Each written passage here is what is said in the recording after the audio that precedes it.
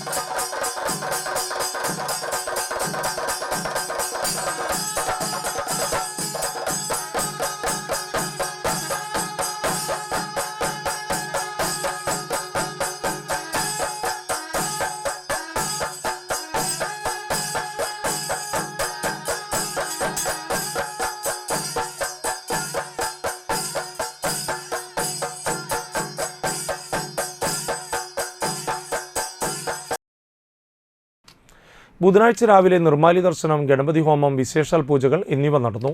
ചടങ്ങുകൾക്ക് ശ്രീ അഭീഷ് ശാന്തി മുഖ്യ കാർമ്മികത്വം വഹിച്ചു. ഉച്ചയ്ക്ക് ഹനുമാൻ സ്വാമിക്ക് കളം, വൈകിട്ട് ദീപാരാധന, അത്താഴപൂജ, നാഗങ്ങൾക്ക് വിശേഷാൽ പൂജ, തുടർന്ന് വിഷ്ണുമായ സ്വാമിക്ക് കളവും നടത്തി. വ്യാഴാഴ്ച രാവിലെ നിർമ്മാല്യ ദർശനം, അഷ്ടദ്രവ്യ മഹാഗണപതി ഹോമം, വിശേഷാൽ പൂജകളും നടന്നു. തുടർന്ന് ശ്രീ ഭദ്രകാളിക്ക് കളം, അന്നദാനം, വൈകിട്ട് എഴുന്നള്ളിപ്പുണ്ടായി.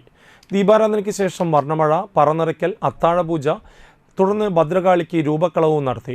പുലർച്ചെ ഗുരുതി, കുടിയിരുത്തിപ്പാട്ട് എന്നിവയും ഉണ്ടായിരുന്നു. ഭാരവാഹികളായ K Vasudevan, K Rahulan, K Somasekharan തുടങ്ങിയവർ നേതൃത്വം നൽകി.